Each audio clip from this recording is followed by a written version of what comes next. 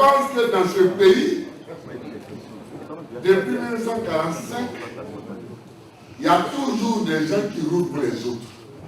Oufoué leur avait donné un qualificatif en 1946 et Jacques Chirac leur avait donné un autre qualificatif pour lui, pour ceux de chez lui. Il les appelait les partis de l'étranger. Je pense que il y a des hommes en Côte d'Ivoire, des hommes et des femmes, dont l'existence politique ne repose que sur les liens qu'ils ont avec l'étranger.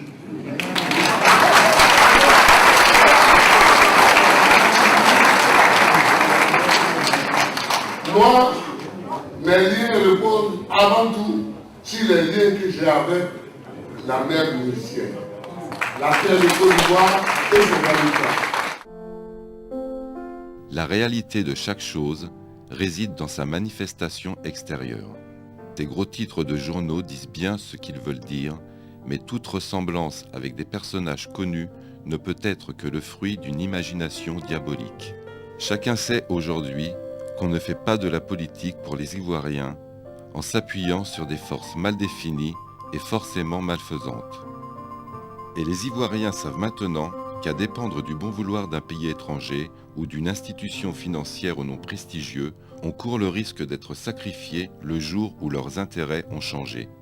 Laurent Gbagbo, dont l'étoile est née d'une affirmation de non-conformisme, a vite compris que ses mentors extérieurs allaient inévitablement dans l'impasse.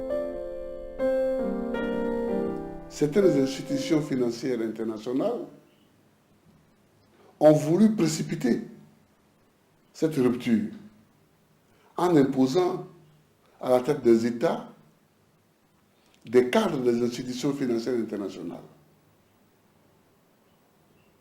On en avait mis un comme Premier ministre au Mali, un autre en Côte d'Ivoire, un autre au Bénin, un au Gabon, un au Congo. Ils ont tous échoué. L'histoire du XXe siècle, il y a avant 1989 et après 1989. Jusqu'en 1989, il y avait deux blocs. Tout ce qui bougeait dans les pays d'Afrique était assimilé au communisme. Donc l'Occident vous brisait. C'est au nom de cette lutte contre le communisme que Nelson Mandela était en prison. C'est au nom de cette lutte contre le communisme que Jonas Savimbi était soutenu par l'Occident. C'était au nom de cette lutte contre le communisme que Mobutu était soutenu par l'Occident. Et c'est au nom de cette lutte contre le communisme que Houphouët-Boigny était soutenu par l'Occident. Donc nous faisions tous cette analyse. Houphouët aussi la faisait. Mais dès l'instant où, en 1989, le bloc de l'Est s'effondre avec comme image symbole la chute du mur de Berlin, les Occidentaux n'ont plus de raison de combattre les démocrates en Afrique. C'est pourquoi, juste en ce moment, j'ai écrit un article saltant pour les dictatures. La période que nous connaissons est une période elle-même inédite. Elle est une période exceptionnelle. C'est la Côte d'Ivoire qui a été attaquée. Je ne suis pas assez orgueilleux pour croire que c'est simplement Gbagbo Laurent qui a été attaqué. C'est la Côte d'Ivoire qui a été attaquée pour ce qu'elle est. Terre d'accueil, terre d'hospitalité, elle a été attaquée pour son essence. Et c'est ensemble que les Ivoiriens ont riposté. C'est ensemble que les Ivoiriens ont résisté. Je ne crois pas qu'on soit tous acteurs de cette crise intéressés à la même chose et à la même succession des choses. On était arrivé à un point de blocage. Après le 15 octobre, les rebelles ont refusé de désarmer. Et donc, la situation était bloquée. Les rebelles refusaient de désarmer, mais il y a pire que de refuser de désarmer. Ils menaçaient, vous pouvez reprendre toutes leurs interventions arrogantes. Ils menaçaient la Côte d'Ivoire d'une reprise de la guerre Et il menaçait toute l'Afrique de l'Ouest de sauter. Alors, ceux qui ne sont pas informés croyaient que c'était la simple fanfaronnade. Mais quand nous avons regardé de près, nous avons vu que ce n'était pas la simple fanfaronnade. Les débris des milices de Taylor étaient en train de s'organiser. Les débris des milices qui ont fait la guerre en Sierra Leone, avec à leur tête Ibrahima Baldé, qui est vivant et qui est à Ouagadougou en ce moment, étaient en train de s'organiser. Et ces armées de l'ombre passaient la frontière à travers le Libéria, passaient par Danané pour rejoindre Bouaké, pour rejoindre les autres. Donc la fanfaronnade n'était pas une simple fanfaronnade. C'était un fait réel qui était en train d'être préparé. Je ne peux pas laisser mon pays être surpris une deuxième fois. Nous avons déjà été surpris le 19 septembre 2002. Nous ne pouvons pas être surpris encore aujourd'hui. Nous avons donc entrepris ces frappes pour détruire toutes les infrastructures des rebelles. Ce que nous avons fait. D'ailleurs, vous n'avez qu'à lire le rapport fait par l'ONUCI après le deuxième jour de frappe, qui qualifie ces frappes de professionnelles, de ciblées, et ayant visé des cibles militaires et les ayant atteints. Ça, c'est clair et net. De la résidence présidentielle à Cocody à l'aéroport international Félix Houphouët-Boigny à Port-Bouët, les images se passent de commentaires.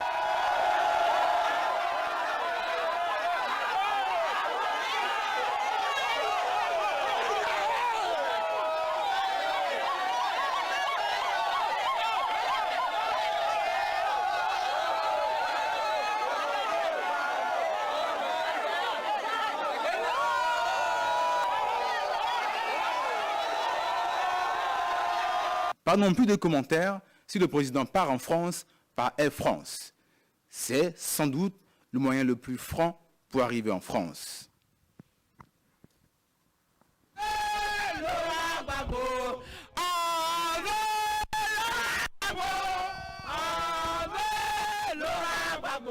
le peuple qui l'a choisi.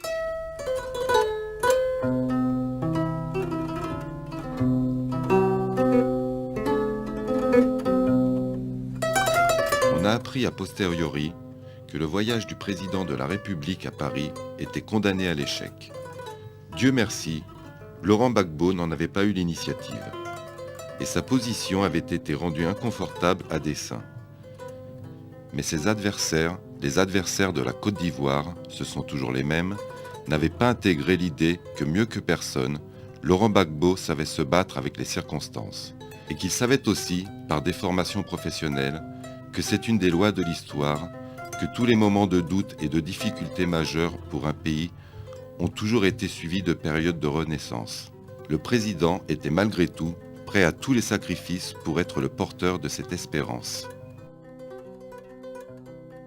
Alors Marcoussis-Kléber, Kléber-Marcoussis, Laurent Gbagbo savait de science certaine que son plan était tellement impossible qu'il était tout à fait réalisable.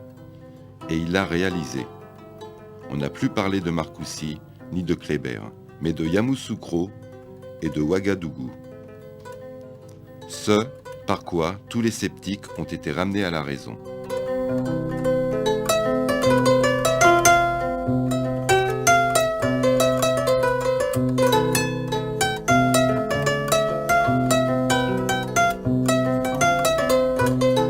La diplomatie, c'est l'épine dorsale de l'État. C'est aussi le support incontournable du développement durable d'un pays. C'est sans conteste la valeur ajoutée à l'amitié qui lie tout pays à l'extérieur. C'est enfin la valeur liée au quotient personnel du chef de l'État. Son estimation, sa mesure détermine souvent le poids spécifique du chef de l'État. Même si l'on se plaît à dire qu'un pays n'a pas d'amis, mais seulement des intérêts, nous devons nous réjouir du formidable carrousel de diplomates de haut rang et chefs d'État qui tournent autour de notre président sans lui donner le vertige.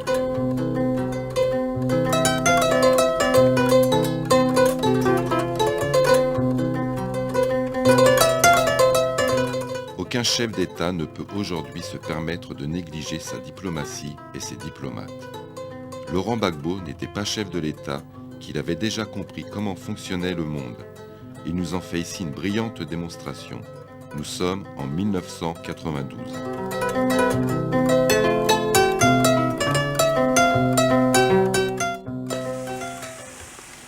moment où nous rédigions nos propositions pour gouverner, le tome que notre ami cite si bien, il y avait un certain nombre de problèmes qui ne se posent plus dans les mêmes termes aujourd'hui. Le problème d'Afrique australe ne se pose plus dans les mêmes termes. Le problème au Moyen-Orient ne se pose plus dans les mêmes termes. Au Moyen-Orient, zone explosive, je pense que nous avons au pouvoir aujourd'hui en Israël des personnes qui sont, à mon avis, sincèrement désireuses de faire la paix. J'ai été invité par les partis travaillistes. Bon, comme tout le monde sait, on est des partis frères. Et nous avons discuté beaucoup, notamment avec le ministre, le vice-ministre de la Santé, qui est un arabe, et le vice-ministre des Affaires étrangères. Les conditions sont aujourd'hui réunies pour que la paix soit. Bon, ce ne sera pas un miracle. On ne va pas se réveiller demain matin en disant qu'il n'y a plus de guerre. Mais il faut encourager ces efforts-là dans la mesure de tous nos moyens. Et je crois que vraiment, j'adresse une pensée émue à nos camarades du Parti travailliste pour que vraiment, je leur ai déjà dit, parce que j'ai pris la parole au nom de tous les invités africains, je leur ai dit qu'on attend d'eux qu'ils nous fassent un grand cadeau. Ce cadeau-là, c'est la paix. D'autre part, il faudrait, au niveau de la politique extérieure, créer une ambassade en Arabie Saoudite.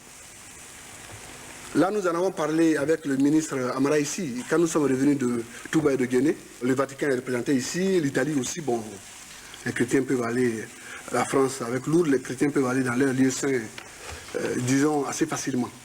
Et les musulmans grincent un peu les dents. Et dans toutes les doléances qu'ils m'ont dites, dans toutes les sous-préfectures où je suis passé, il y a ce problème. Donc, nous sommes partisans, pour leur faciliter la tâche, d'ouvrir des relations diplomatiques avec l'Arabie Saoudite, avec ambassade à Riyad et consulat à la Mecque, et eux aussi avec ambassade à Abidjan, peut-être consulat, bon, peut-être à Oguéné, Boaké ou... Mais c'est vraiment quelque chose de nouveau, et si ce gouvernement peut le faire le plus tôt possible, nous serons parmi les gens les plus heureux, parce que ça peut faire un peu tomber le sentiment d'exclusion d'un certain nombre de nos compatriotes. Sur le Libéria, nous avons publié il y a, je crois, une semaine, un communiqué qui est assez long et qui est complet, signé par notre camarade Sangari Aboudraman. Sur le Libéria, je ne suis pas peureux de nature, mais j'aimerais que pour une fois les Ivoiriens aient peur. J'aimerais que les Ivoiriens aient peur. Parce que ce qui se passe au Libéria n'est pas beau. Non pas pour une question éthique, pour une question esthétique, mais pour une question éthique. Ce n'est pas beau.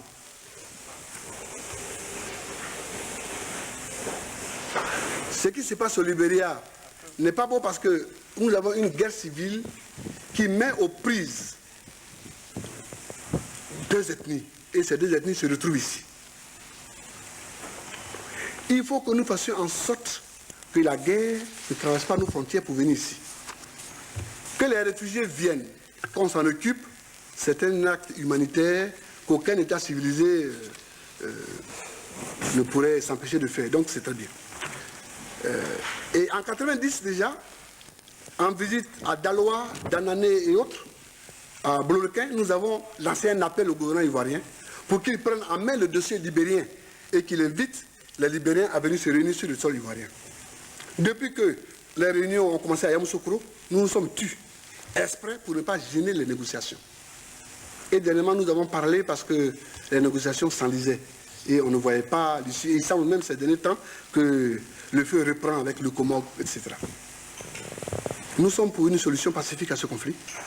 Et bon, si la Côte d'Ivoire peut jouer un rôle actif pour que une solution soit trouvée, nous serons les premiers à applaudir.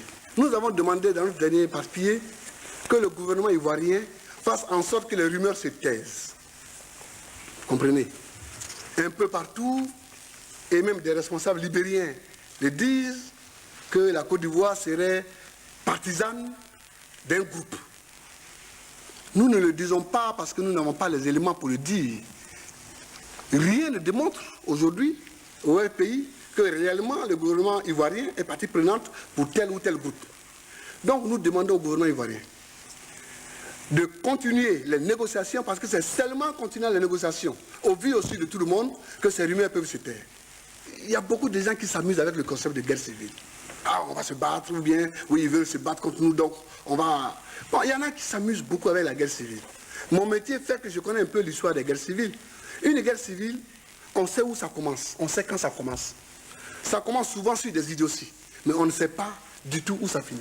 Voilà le problème avec les guerres civiles. Un petit conflit pour prendre le pouvoir au Libéria, voilà aujourd'hui, les États-Unis rappellent leur ambassadeur à Ouagadougou.